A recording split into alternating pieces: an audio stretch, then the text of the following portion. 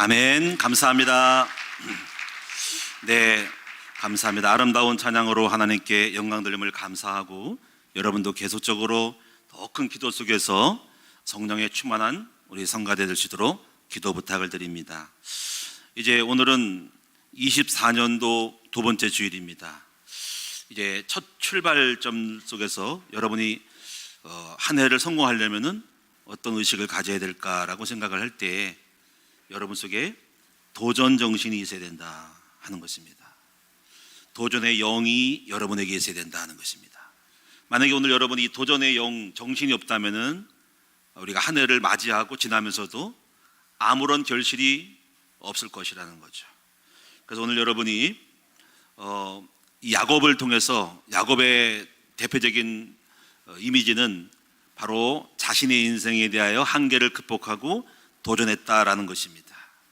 그래서 오늘 야곱의 도전 정신을 꼭 배우셔서 올 한 해도 저와 여러분의 삶이 수많은 기적으로 가득 차기를 주님의 이름으로 축원합니다. 야고보서 4장 2절에 보면은 이런 말씀이 있죠. 너희가 얻지 못함은 구하지 아니기 때문이라고 했습니다. 그 말씀에는 구하지 않다는 것은 목표가 없고 원하는 것이 없기 때문에 그렇다는 것입니다. 즉 우리가 목표를 향해 도전하는 정신이 없기 때문에 얻지 못한다는 것이거든요.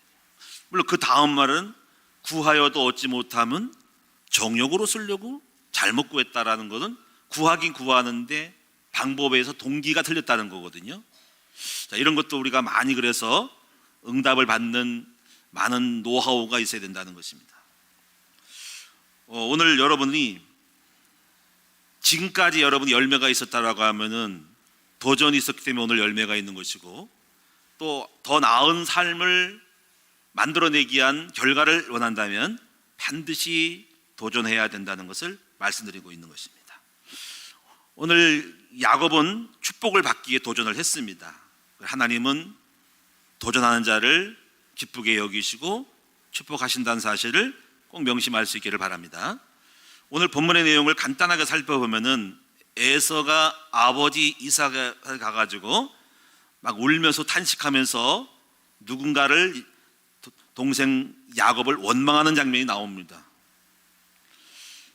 왜냐하면 야곱은 둘째 아들로서 형의 장자권의 축복에 대한 이스라엘의 그 전통적으로 장자만이 받을 수 있는 축복에 대하여 자신의 인생의 운명에 대해서 생각을 하고 이걸 탈피해야 되겠다고 싶어가지고 바로 축복을 받기 위해서 장자권을, 형의 것을 팥죽을 주고 샀죠. 그래서 획득을 했고, 또 아버지로부터 축복에 대한 사인을 받게 하여 예서처럼 변장을 해서 기도를 받았다는 거예요. 자, 이렇게 해서 야곱은 일종의 축복을 위한 명분 쌓기를 한 거거든요. 자, 그리고 나서 이제 에서가 그걸 알고 아버지 앞에 찾아와가지고 아버지 저를 축복해 주더니 아버지가 깜짝 놀라서 말하기를 너는 누구냐? 저 에서입니다. 장자입니다. 아니 먼저 누군가가 축복받고 갔는데 동생이구나 하는 거죠. 여기서 이제 이 에서가 원망을 합니다. 울면서 원망하면서 그 동생 놈은 내 것을 빼앗아가고 또 축복 기도까지 받았네요. 나는 남은 게 없습니까? 라고 이렇게 그 동생을 원망하고 울면서 탄식하면서 늦가기 좀 축복도 받아보려고 몸부림치는 뒤늦은 인생이 되는 것이죠. 우리는 여기서 우리는 도전하는 사람과 도전하지 않는 사람의 인생의 그 결과물이 나오는 거죠. 도전하지 않은 사람은 나중에 후회를 하고 남 탓을 하고 울면서 쓴 웃음을 짓고 눈물을 흘리면서 살아갈 수밖에 없는 인생이라는 거죠. 그렇습니다. 우리 인생 속에는 누가 최후의 승자가 되고 누가 웃을 수 있느냐, 누가 울을 수밖에 없냐 하는 것이죠. 저는 우리 큰나무 우리 모든 성도들이 하늘을 시작하면서 우리 모두 함께 에서처럼 울고 탄식하고 원망하고 후회하는 인생이 아니라 우리 함께 야곱처럼 부족하지만 우리 하나님께 또 자신의 인생을 운명을 바꾸려고 몸부림치고 도전했던 이 삶을 통해서 우리의 미래가 찬란하고 아름답고 복된 행복한 승리의 정상에 오르는 저와 여러분 되어지기를 주님의 이름으로 축복합니다. 그래서 우리는 여러분이 첫째로 도전 정신이 있어야 된다는 거예요. 그냥 설교로만 듣지 말고 도전의 영이 있어야 됩니다. 이건 죽을 때까지 끊임없는 도전 정신이 있기를 축원합니다. 이게 영성이 있어야 영성. 그래야 끊임없이 되는데 도전해야 되겠다라고 용도사미처럼 끝나면 안 된다는 거예요. 그럼 도전 정신이란 무엇일까요? 몇 가지를 제가 정리해 봤더니 현재의 수준에 만족하지 않고 더 높은 성과 목표를 설정하는 것이 도전 정신입니다.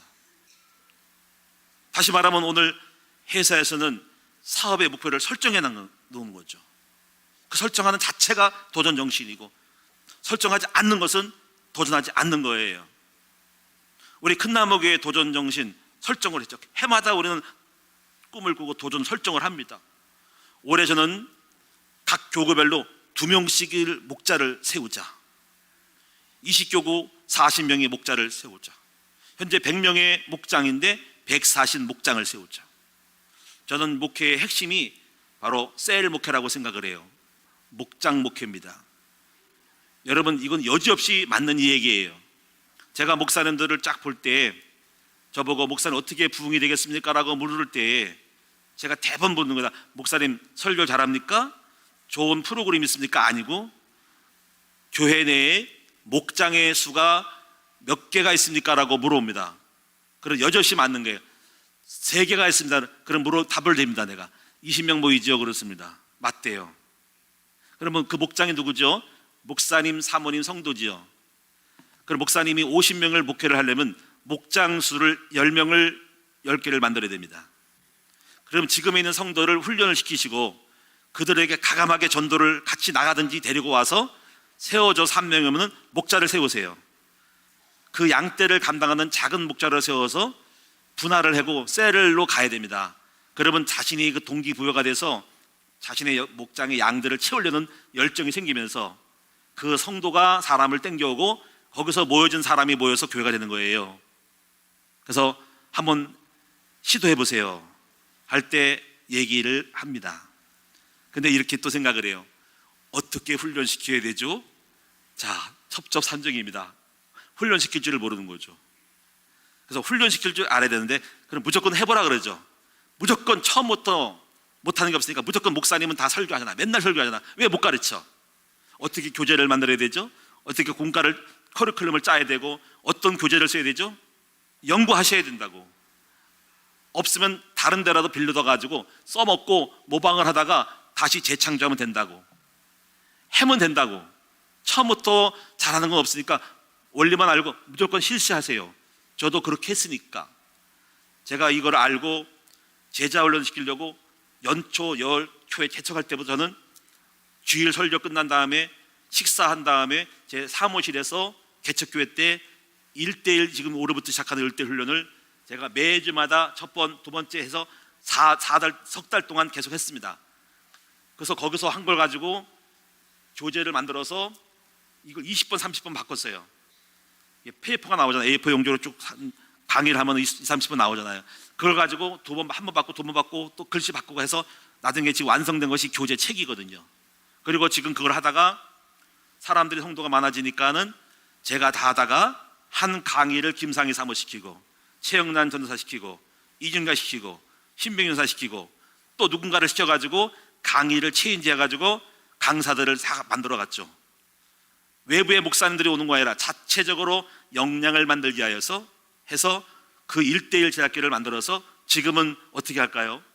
지금 강사들이 20, 30명 되는데 저는 딱 2강의밖에 안 하고 그냥 아웃라인만 잡아주고 나머지 다 시키면서 담당자 세워서 지금 돌아가면서 이것이 지금 우리 큰나무교회 수십 년부터 진행되어 오던 과정 속에서 1대1 양육자가 나오고 그 다음에 소그룹 목자가 멘토자가 나오고 해서 지금까지 교회가 부흥이 되는 거예요. 그 영혼들 때문에 올해 목장에서 각 교구에서 전도를 안 나갔어요. 코로나 때문에 못 나갔고 올해도 못 나갔는데 176명이 전도됐다는 거지.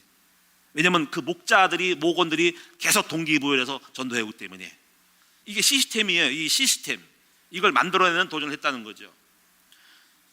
그래서 오늘 또 계속적으로 끊임없이 다 만족하지 말고 또 목표를 세우죠. 올해 그 목표를 세울 때에 20명이 목자가 되어지면 거기에서 하나님이 또 성도의 양이 늘어나고 1000명이 돌파될 수 있는 거예요. 또 올해 2월 달에 또 전도에 대한 동기부여를 위해서 전도 목표를 세워가지고 또 전도에 대한 시간표 플랜을 짜낼 거죠. 오늘 1부 때 어느 성도님이 헌금을 하셨어요. 헌금할 때 제가 언뜻 봉투를 보니까는 제가 어느 분이라고 말씀드리기는 뭐하니까 거기 보니까 이름이 명단이 있더라고요. 제 예상이 맞는다면은 이분이 24년도에 전도를 위해서 작정 헌금으로 성도들이 12명이 딱 보니까 12명을 명단을 놓고 기도하고 예물을 드리면서 전도를 위해서 씨앗을 심고 걸음을 주고 있는 것 같아요. 제 마음에 맞을 것 같은데요. 그래서 올 한 해 전도하겠구나 이렇게 목표를 세우면 하나님이 결실을 주시는 것이죠. 할렐루야. 그래서 여러분 이렇게 또 교회적으로도 여러분들을 동기부여를 해서 전도 목표를 세워서 올해 제가 이렇게 태신자 명단을 모으기, 각 교구별로, 그리고 태신자 명단을 모으고 계속 기도하고 걸음 주기, 한 3주 10번 정도 걸음을 주고, 그리고 만약에 D-Day 날 여러분이 매칭 찾아가기 또는 차 마시기, 초청하기, 이렇게 해서 플랜을 우리 큰나무교회 목회적으로 이렇게 세팅을 하려고 합니다. 그래서 여러분이 이렇게 맞춰서 여러분이 함께 목표를 설정하고 목표를 이뤄가는 이 목표 지향적인 교회와 또 사업이 되어 수 있기를 축원합니다. 여러분의 사업장은 목표를 설정하셔야 됩니다. 만약에 회원이 20명밖에 안 됐다, 그러면 여러분이 각자의 기도를 해가지고 올해 배가를 하면은 40명을 목적을 삼고, 그런 40명을 회원으로 만들어내기 위해서는 100명의 사람들을 만나고 섭외하고 그중에서 확률이 있게 해가지고 여러분이 계속적으로 투자한다면 하나님은 반드시 여러분이 도전하는 만큼 결실과 열매를 맺을 것을 저는 분명히 확신합니다. 그러므로 오늘 여러분이 연봉이 얼마입니까? 한 해에 여러분이 연봉이 얼마인지 그 연봉에 대한 꿈을 가지고 상위로 더 나아가는 꿈을 가지고 도전할 사람만이 목표를 달성할 수 있다는 것입니다. 우리 모두가 다 이러한 목표 설정을 할 수 있는 도전하는 여러분 되시기 바랍니다. 혹시 여러분 가운데 연로하신 분들 가운데 나는 다 됐어라고 생각하지 않았으면 좋겠습니다. 얼마 전에 제가 존경하는 분이 한 분이 돌아가셨는데, 몇 년 전인데 그분이 한국에 연로하신 105세로 돌아가시는데 침과 뜸의 대가예요. 김남수 선생이라고 하는데 105세 돌아가셨어요. 어떻게 돌아가신지 궁금하더라고. 100세 저 텔레비 나왔고 미국까지 갔다 와가지고 거기서 강의하고 돌아오신 분인데 그 사이에 제가 못 봤는데 105세 돌아가시더라고. 참 대단하더라고. 근데 이분은 참 꿈이 있고 굉장히 열정적인 분인데 보세요, 바로 100세까지 넘어 살았다는 거죠. 우리는 여러분이 벌써부터 우리는 조로 현상을 갖고 있어. 벌써 다 늙기도 전에 벌써 다 늙었다고 생각하는 그러한 여러분이 후퇴하는 모습, 그리고 관리지향적인 것들, 관리하면 안 돼요. 관리하지 말고 생산해야 되는데 그냥 관리하겠다는 거지. 노후 관리하고 여생을 그렇게 살겠다는 거지. 여러분 우리 인생 앞으로 창창한다고. 우리 앞으로 여러분이 도전하는 인생으로 죽을 때까지 끊임없이 도전하고 나아가 목표를 설정할 때 여러분의 역량이 얼마큼 만들어지는지를 우리 함께 기대하면서 만들어가는 여러분 될 수 있기를 바랍니다. 제가 존경하는 분 중에 한 사람이 성경인물 중에 한 사람이 바로 갈렙이잖아요.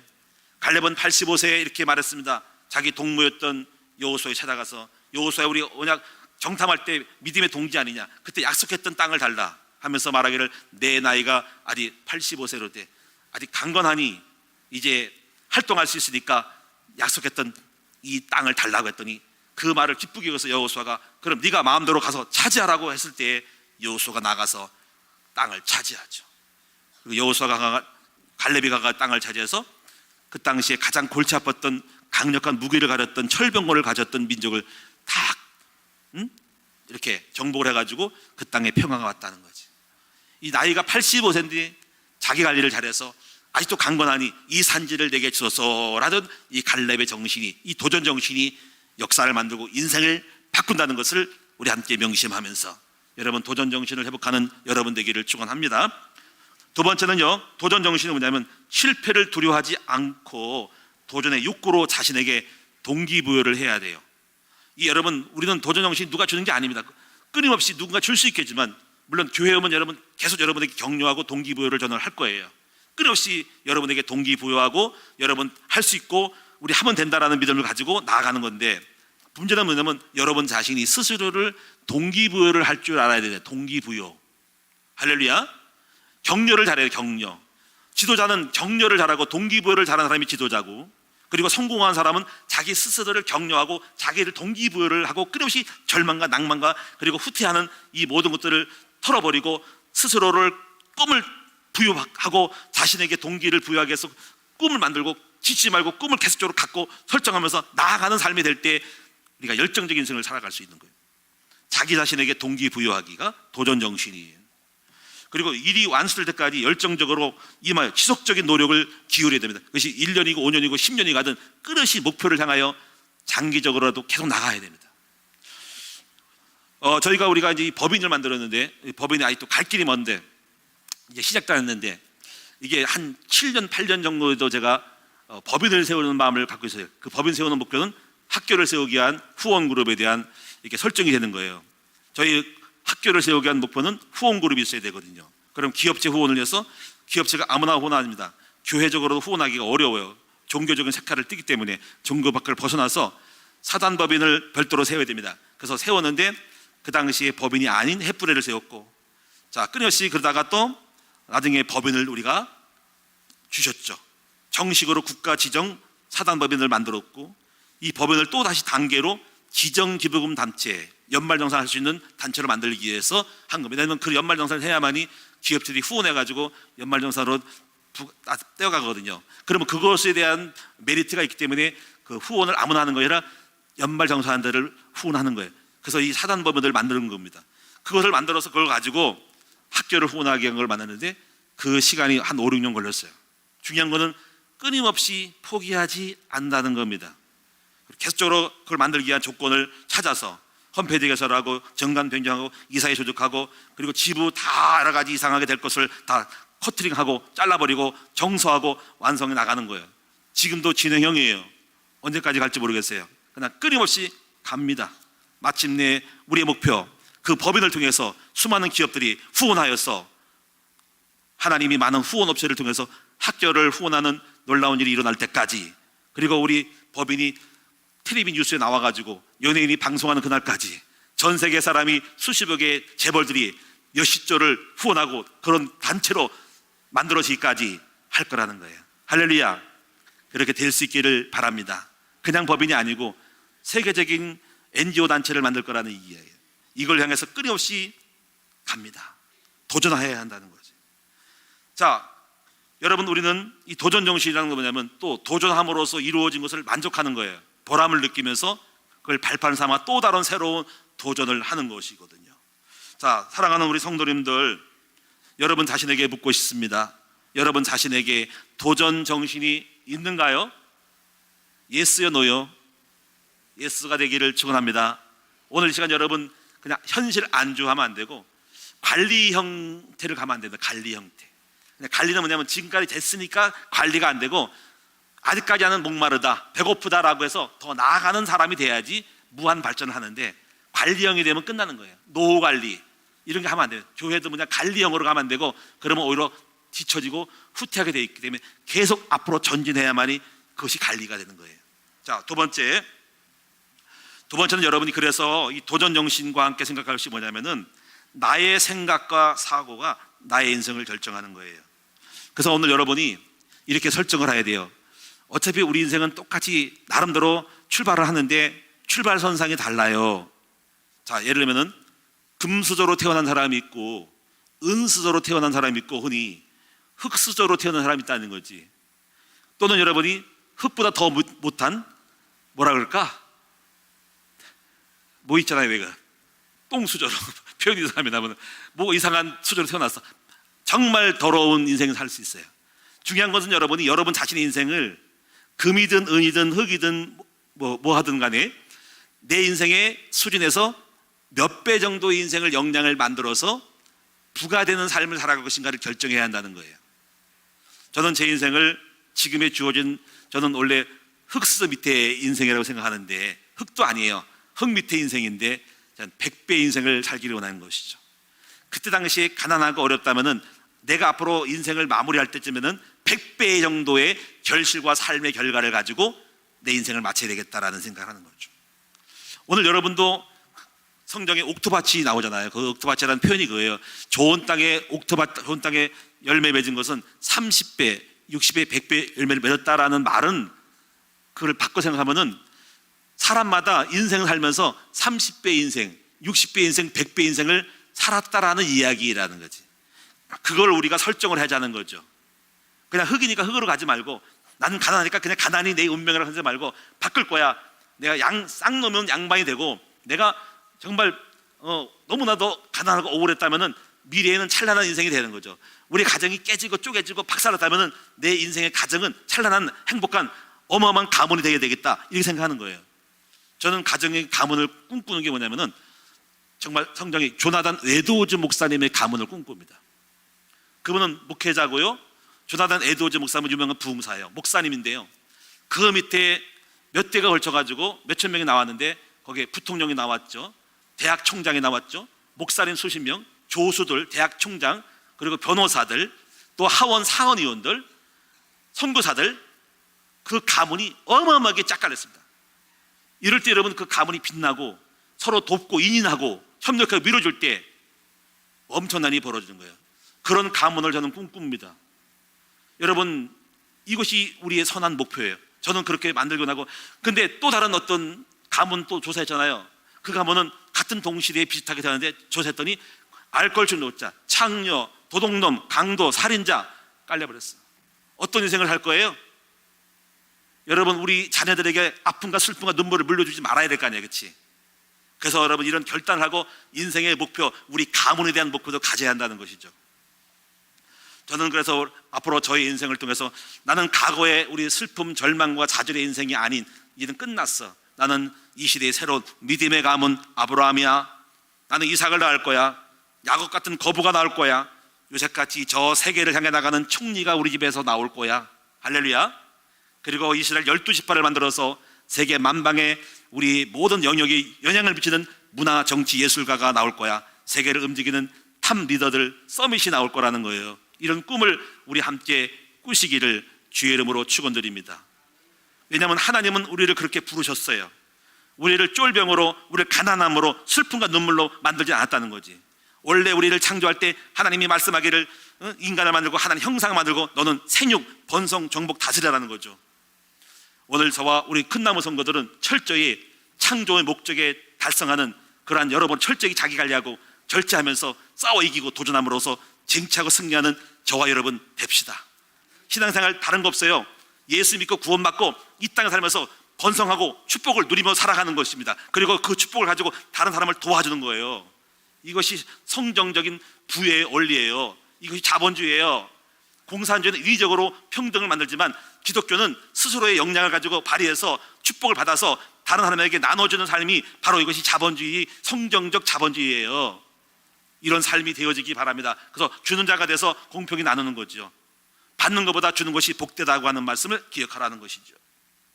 그러므로 오늘 여러분이 또 하나의 생각, 바로 어떤 정신이냐? 바로 프론티어 정신을 갖고 있어야 된다. 이 프론티어 정신은 서부 개척 시대의 정신이에요. 바로 미지의 땅을 향해서 한 번도 가보지 못했던 것, 한 번도 만져보지 못했던 것들을, 바로 새로운 미지의 영역들을 바로 창조하고 만들어서 없는 것을 있게 만드는 것이 프론티어 정신이다. 이 정신이 오늘 미 합중국, 연합 합중국을 만들었다 이거죠. 여러분, 오늘 이 역사의 시작이 바로 청교도들이 시작했잖아요. 탄압을 피해 영국의 국교도의 탄압을 피해서 그 청교도들이 미국으로 건너가서 또 수많은 타 외국에서 건너와서 하나의 나라를 만들어서 남북전쟁, 노예해방전쟁을 통해서 오늘날의 강대국을 만들었잖아. 그 개척 정신, 바로 프론티어 정신이 우리에게 있어야 된다. 이것은 뭐냐면 지금의 프론티어 정신은 남이 달성해보지 못했던 영역들을 만들어가는 거죠. 재창조하는 거죠. 창조하는 거죠. 그냥 남들이 가보지 못했던 길을 가고, 그래서 길이 아닌 것을 길을 만들어내는 사람이 돼야 돼. 이것이 바로 세상의 운명과 문화를 발전시킨 원동력이 된 거 아닙니까? 오늘 저와 여러분도, 저는 큰나무 교회를 목회하지만은 똑같은 목회하기를 원하지 않는 거죠. 저는 지금 이렇게 생각을 하고 있어요. 요즘은 한 번도 경험하지 못했던 것들, 또 물론 것이 허황될 수 있다고 하지만은 요즘 생각하니까 교회들이 많이 어렵고, 앞으로 유럽 교회처럼 교회가 숫자가 줄 가능성이 많아요. 인구들이 줄고, 그리고 교회가 지금 전도가 안 된다 그래서, 그리고 거의 보면은 회의나 모임을 보면 전부 연로하신 분이 쫙 깔렸어요. 우리만 해도 장수하셔서 원로들이 엄청 많고 60대 70대가 깔렸는데 젊은 사람이 별로 없어요. 교회도 주일학교가 별로 없어요. 많이 지금 놀라울 정도로 없습니다. 그럼 뻔하죠. 애기도 안 낳는데다가 외부에 전도도 안 되면은 교회가 반토막이 되고 10년, 20년 가면 30년 가면은 유럽 교회처럼 되는 것이죠. 그래서 고민을 했어요. 우리 교회만 그러지 말아야지. 이 넓은 건물에 만약에 30년, 20년 후에 절반밖에 안 되면 교회 어떻게 됩니까? 여러분, 유럽은 이미 나이트클럽, 댄스, 카페, 식당 다 바뀌었고 쇼핑몰로 바뀌었어. 찬란했던 역사적인 강강을 했던 역사적인 전통적인 그 종교교회 교회들이 초토화됐다고. 그럼 미래에 대한 준비를 안 한 거죠. 그래서 지금의 트렌드는 뭐냐면 후대를 살리는 대안학교 세대를 만들어야 돼요. 그래서 우리가 24년도 목표가 다음 세대에 일어나라는 거예요. 본격적으로 좀 해보겠다 이거야. 내가 10년 내에 학교를 만들겠다 이거지. 그래야 우리 교회가 미래에 있고, 그리고 이 우리 교회뿐 아니라 다른 교회를 살리자 이거지. 그래서 제가 하고 있는 게 뭐냐면, 지금 생각하고 있는 거예요. 지금 아직까지 어떻게 할지 모르지만 모든 교회마다 학교 세우기 운동. 이게 제가 방송국 CTS 갔더니 그러더라고. 거기가 그거예요. 교회마다 학교 세우기야. 근데 학교라기보다도 거기는 그 목사님이 그 담당 회장님이 뭐냐면, 감경철 회장님이 뭐냐면은 교회마다 아이들, 저출산 아이들을 위한 복지를 할 수 있는 그런 기관으로 교회가 바뀌어지기. 그래서 법령을 개정하기 위한 청원을 하고 있어요. 학교는 아니고 그런 생각을 하고 있어요. 그런 마음도. 근데 감히 꿈을 못 추는 거죠. 근데 만약에 거기에 방송국에서 그걸 한다면 거기서 그렇게 하면 좋은데, 방송국이 파워가 있고 스펙이 있으니까는 모든 전교회 학교 세우기 운동을 펼치면은 각 나라 지역마다 지부를 세워가지고 담당 목사를 세워가지고 모브멘트로 만들면 좋을 텐데, 우리가 그걸 해야 될 것 같은데. 그래서 이걸 연드릴게요. 처치니까는 C, 그다음에 학교는 스쿨이니까 CS, 모브멘트는 M이니까 CSM 운동. 한 교회 한 학교 세우기 운동. 그럼 학교를 어떻게 세워? 그래서 이제 하는 것이 홈스쿨링 운동을 해야 한다는 것. 홈스쿨링. 제가 이제 우리 정왕동에 어떤 목사를 여기서 만나고 있는데, 정왕동에 우리 연합의 해를 지금 좀 들어가고 있어요. 그래서 만나서 교제하는 어떤 목사님이, 목사님이 종종 쓰셨습니다. 목사님 목회를 배우고 싶은데 인제 만나서 죄송하다고, 이제 나타나신다고 막 그러는 거예요. 이제. 근데 그분이 한 얘기가 자기 얘기를 하는 거예요. 제가 정왕동에서 교회가 좀 어려운데 아이들을 지금 케어하고 있대요. 학교를, 공부를 가르칠 때 공부방 자기하고 사모님이 가르치고 있다는 거야. 근데 교사가 없다는 거지. 근데 목사님, 이상한 거는 성도들 자녀가 하는데 거기 이주민 단지 애들이, 가난한 애들이 많은데 다 몰려온대. 한 20-30명이 몰린대. 그래서 목사님 잘했다. 그 아이들을 잘 케어해가지고 그 아이들 잘 키우면은 교회가, 개척교회도 그 아이들이 금방 커. 중학생, 고등학생, 청년 되면 교회가 되는 거야. 그러니까 지금 그 일을, 학교를 하라는 거지. 근데 우리처럼 학교는 못하지만 홈스쿨링을 할 때 이분을 도와줘야 될 때 생각하는 거야. 이분을 어떻게 도와줄까? 그래서 목사님, 근데 교회가 교사가 없으니까는 애들만 하지 말고 교회가 발전할 수 있는 길을 해서 소스를 만들어야 돼. 부흥할 수 있는. 그래서 교사가 나오도록 해야 되기 때문에 제가 알려줄게. 어떻게 교회가 전도가 되고 부흥되는지 요즘 접촉을 하고 있고 이 훈련을 좀 가르치고 있는데요. 제가 이걸 보면서 뭐냐면, 저런 분이 많다면은 교회마다, 개척교회마다, 많은 교회마다 거기다가 이제 아이들을 씌우는 것이 아이들이거든요.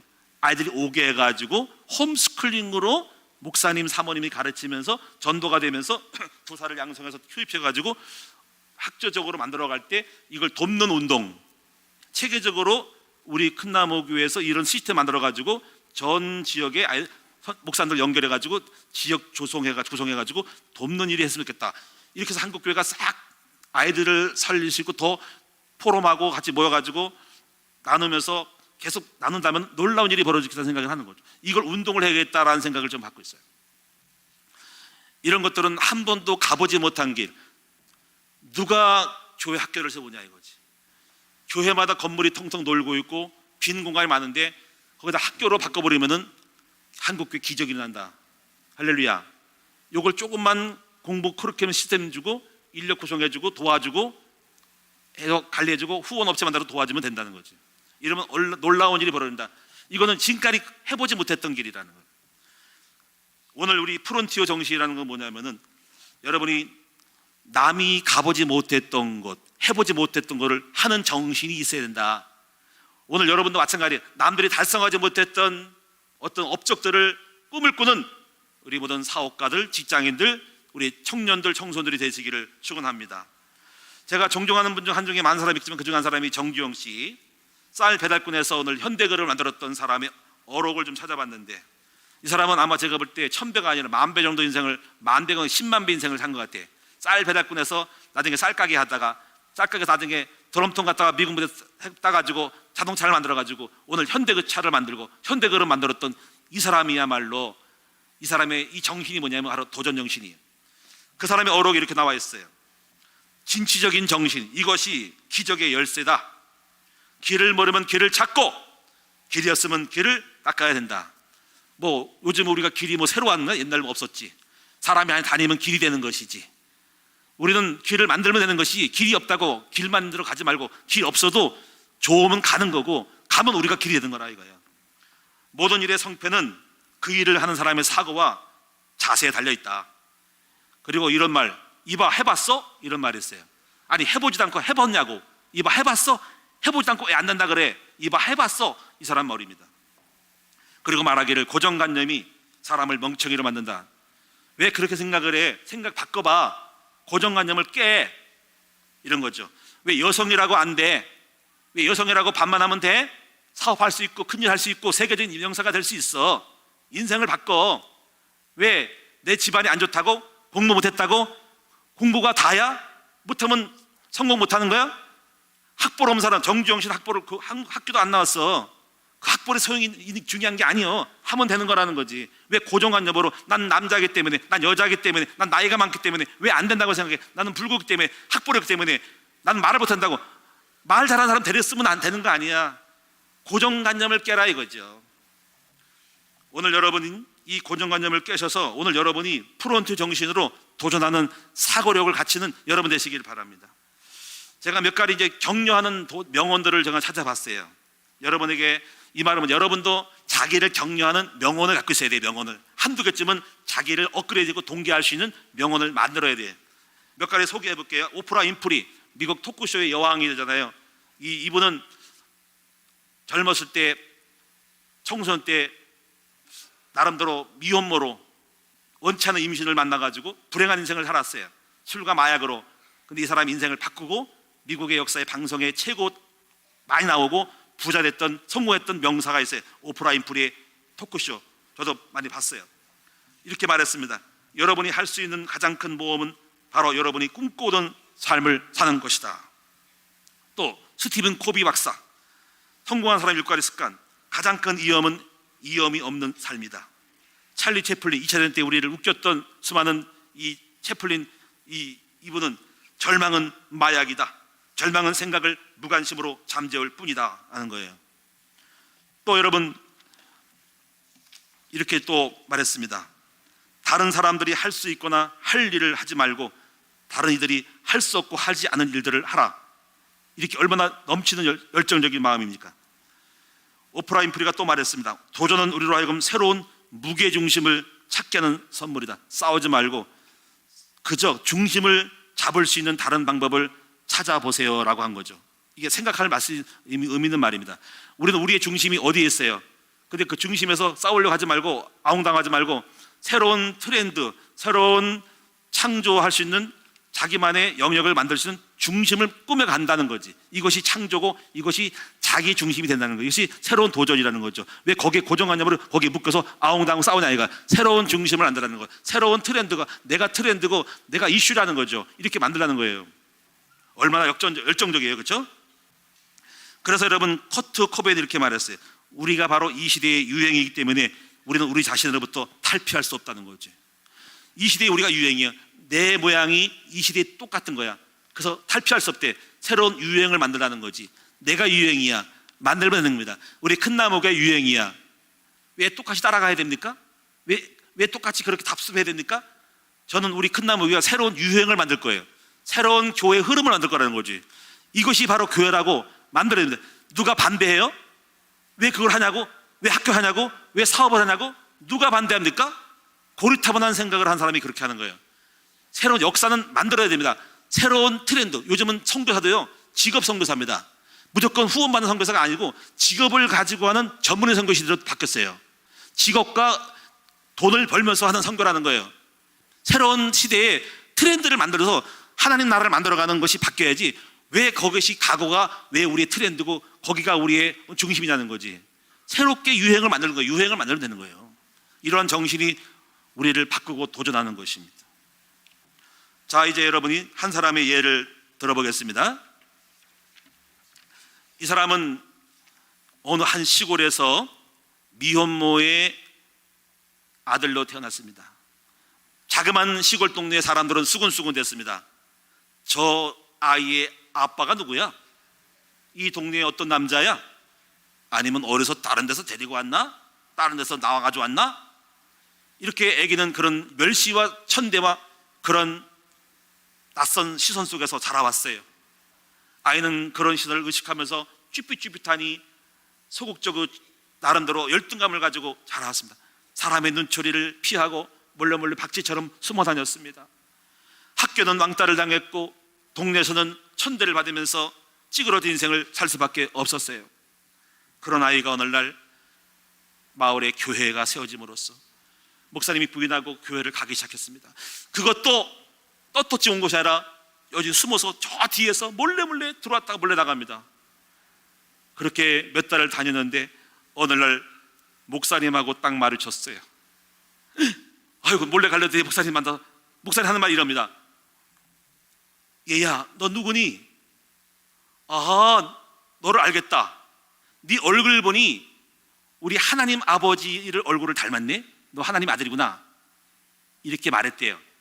이 아들에게는, 이 사람 남자에게, 아이에게는 콤플렉스가 아버지 없는 거야.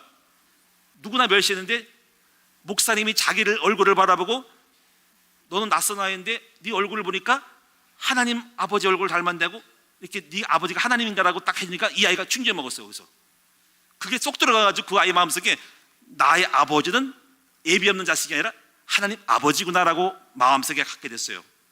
이것이 그의 인생을 바꿨다는 거죠. 그 아들의 마음속에 자부심과 새로운 아버지, 전능하신 창조주 하나님 아버지가 나의 아버지고 내가 그분을 닮았다는 목사님의 그 격려의 한마디에 어마어마한 동기부여가 돼가지고 인생을 바꿔버렸어요. 그 사람이 테네시주에 주지사를 했대요. 2번이나 했는데 이분이 이름이 벤 후퍼라는 분이에요. 그렇습니다. 오늘 우리는 한 사람의 격려, 누군가의 격려, 자기를 격려하는 말 한마디가 인생을 바꾸는 거예요. 사랑하는 우리 모든 성도님들, 남들에게 불신앙을 주지 말고 절망과 좌절을 주지 말고, 부모님들은 자녀에게 희망을, 용기를, 격려를, 우리 모든 성도들은 서로에게 절망에 낭망시키는 말을 하지 말고 부정적인 말을 하지 말고 힘과 용기를 줄 수 있는 언어를 사용하여 우리 모두가 함께 승리해 나가는 여러분 됩시다. 우리 아이들 만날 때 함부로 말하지 말고, 우리 청소년들 만날 때 비웃지 말고, 그런 분이 없겠지만 함부로 대하지 말고, 그 함부로 대하는 것이 그 아이로 하여금 무가치함을 느끼게 할 때, 상처받을 때 얼마나 분노하고 여러분을 미워하는지 몰라요. 그 아이를 존중할 때, 그 아이에게 먼저 악수를 청할 때, 그 아이에게 힘을 주고 존댓말을 쓸 때 그 아이는 자부심을 가지고 살아갈 수가 있는 거예요. 우리의 말 한마디, 우리의 표정과 우리 태도가 아이들의 인생을 바꾼다는 것이죠. 그런 우리 큰나무 공동체가 되어지기를 축원을 드립니다. 마지막 결론으로 말씀을 마치도록 하겠습니다. 여러분, 지혜를 가지고 이제 마지막 도전해야 됩니다. 우리는 무조건 도전하면 안 됩니다. 저돌적으로 돌쇠 마냥 무조건 무쏘 마냥 도전하면 안 되고, 이제 목표가 이루어지는 과정을 잘 찾아서 시간표라는 것을 찾아내야 됩니다. 그래서 기도가 필요해요. 기도는 뭐냐면 저 목표를 이루기 위해서 어떤 과정을 거칠 것인가라는 것을 깊이 유추해나고 논리적으로 연결시켜야 된다는 거예요. 예를 들어 우리가 야곱이라는 사람이 내가 축복을 받아야 되는데 저 축복을 받으려면 어떻게 할까 생각했을 때 자기 의식 속에서 난 여전히 쫄따구고 나는 둘째고 유대 사회에서 장자가 아닌 차자는 복을 못 받는 사람으로 인지되어 있기 때문에 자신 속에 난 복받을 인생이라는, 복이 거꾸로 간다는, 복이 없는 저주받는 인생이라는 것을 바꿀 필요가 있었던 거예요. 그래서 그는 자신의 의식부터 바꾸기 위하여 자기 의식 속에 난 축복받을 사람이라는 의식을 바꾸기 위해서 액션하는 것이 남이 볼 때는 좀 힘들어 보이고 미워 보이지만은 형의 장자권을 팥죽을 주고 산 거예요. 그래도 장자권은 여전히 형인 거예요. 바뀐 거는 야곱만이 바뀐 거예요. 그리고 아버지 앞에 형처럼 형만이 축복받는데 자기 못 받으니까는 머리 들밀고 가서 형처럼 변장을 가는 거는 뭐냐면 아버지 이삭으로부터 축복받음으로 나는 우리 아버지로부터 축복받은 사람이야, 기도받은 사람이라는 그 영적인 어떤 뭐랄까 푸시, 소스가 들어가가지고 자기 속에 나는 복받을 사람이야, 나는 장자이기 때문에 복이 올 거라는 의식의 전환을 위해서 이거를 만든 거예요. 한 사람이 성공을 해서 무조건 하는 것이 아니라 의식부터 바꿔야 된다. 제가 여러분 목회를 하면서 여러분을 왜 전도자로 세우고 여러분을 왜 하나님 일꾼을 만들고 계속 신분 권세를 강조하냐면 전도자가 되면 복을 받을 수밖에 없는 사람으로 바뀌어요. 왜냐면 전도자는 하나님 일꾼이거든요. 주의 종이거든요. 주의 종을 굶어 죽지 않고 은사와 능력을 다 주거든요. 여러분 전도하든 말든 간에 일단 전도자라는 마음을 가질 때 여기서부터 내 삶이 바뀝니다. 나는 서비스이고 우월한 사람이고 리더자고 창조자고 주님이 종이고 일꾼이기 때문에 주님이 나를 축복하고 필요한 것을 다 주실 거라는 그런 의식이 있는 거예요. 그것이 우리 자존심이고 자부심이고 자긍심 때문에 승리할 수밖에 없는 거예요. 그래서 오늘 여러분 의식부터 바꿔야 된다는 거죠. 그래서 야곱이 자기의 모든 축복을 받기 위한 의식 전환부터 하고 그 다음에 그것이 그렇다고 돈이 들어오는 거 아니에요. 도망가는 거죠 이제. 그러고 근데 의식은 축복의 의식이야. 그리고 꿈을 꾸잖아요. 그래가지고 강야에서 꿈꾼 잠자들 때 축복의 사닥다리가 왔다 갔다 하잖아요. 바로 의식이 바뀌니까 생각과 마음의 꿈이 나타나는 거예요. 이게 충만하면 자꾸 꿈이 꺼져요. 복 받을 거라는 것이요. 하늘에서 하늘이 사닥다리 오르면서 천사가 왔다 하면서 내가 복을 줘. 이 꿈이 완성되는 거예요. 할렐루야. 신앙생활은 다른 거 없어요. 의식이 바뀌는 거예요. 그리고 누리는 거예요. 믿음이 커지는 거예요. 그래가지고 내 인생이 내 언어와 말이 꿈이 바뀌는 거면 그리고 그 삶대로 가는 거란 말이에요. 여러분 얼마나 좋은지 몰라요. 오늘 여러분 그래서 기도의 비밀을 누리셔야 돼. 부르짖는 기도, 묵상기도. 이 묵상기도는 뭐냐면 계속적으로 이 꿈을 생각하는 거예요. 엊그저께 우리 이동주 목사님이 새벽 예배 때 묵상에 대해서 말하는데 참 좋은 표현인데요. 묵상이 뭐냐면은 말씀을 계속 먹고 생각하는 건데 마치 이렇다는 거죠. 음식을 먹고 음식이 입에 들어가 있으면 바로 넘기지 않고 대책임질 하잖아. 그럼 의식이 항상 그러면 이 목에 입 안에 있는 음식이 자꾸 신경 거슬리는 거잖아. 그걸 거스리고 자꾸 생각할 때 거기서 대씹을 때 그것이 묵상이라는 거예요. 다시 말하면 꿈을 묵상하고 말씀 묵상하고 내 비전과 이걸 묵상하다 보면 계속 걸려 거기에. 그럼 거리다 묵상하다 보면 거기서 뭐가 나오면 방법과 지혜가 나오는 거예요. 그래서 그 묵상 속에서 많은 노하우가 나오고 시간이 나오면서 스케줄이 나오는 거예요. 그래서 그 사람은 길을 갈 수가 있고 방향을 찾을 수 있는 거예요. 꿈은 있지만 묵상이 안 된 사람들은 길을 몰라서 어떻게 갈지 몰라요. 계속 이걸 자동차를 탈 때도 어디 갈 때도 항상 생각 속에 어떻게 이걸 이룰까, 어떻게 20명을 뭐 만들까, 어떻게 내 연봉을 바꿀까, 어떻게 숫자를 더 늘릴까 계속 생각할 때 주님이 주시는 성령이 지혜를 주셔서 그 지혜대로 가는 거예요. 그럼 성공하는 거예요. 그래서 묵상이 굉장히 중요합니다. 여호수아에게 하나님이 다른 거 안 했어요. 주야로 네가 올바로 살고 말씀을 묵상하면 형통한다. 그때 묵상할 때 내가 너에게 지혜를 주고 갈 길을 그때마다 주겠다는 것이거든요. 우리 큰나무교회 성도들 이제부터 꿈을 가지고 부르짖는 기도를 통해서 역사를 체험하고 묵상을 통해서 여러분의 시간표를 세밀하게 지혜롭게 잘 인도받는 여러분 됩시다. 그 명철로 시뮬레이션 시간표를 잘 짜가지고 한 걸음 나갈 때 1년이고 2년이고 올 한 해 목표가 이루어지는 것입니다. 마지막은 절제를 해야 됩니다. 절제라는 것은 여러분 아브라함이 3가지 본토 친척 아비집을 떠났는데 여러분 도전하려고 해도 여러분이 도전할 수 없는 사람이 있어요. 그 사람들은 본토에 묶여있고 친척에 묶여있고 아비집에 묶여있어요. 본토는 세상에 빠져있는 사람들, 도전을 말을 들어도 도전을 할 수가 없고요. 친척은 사람에게 얽매인 사람 도전이 안 되고 아비집 다른 데 탐욕이 빠른 사람들은 도전이 안 됩니다. 이걸 떨치고 가야지 도전이라는 목적에 갈 수가 있다는 거죠. 자, 결론, 하나님은 우리가 생육 번성 정복하기를 원하십니다. 24년도에는 도전 정신을 가지고 여러분에게, 저와 여러분에게 큰 성취가 있기를 주님의 이름으로 축원합니다. 자, 이 시간 우리 찬송하도록 하겠습니다. 찬송가 464장 찬송하고 준비하신 예물 드리도록 하겠습니다.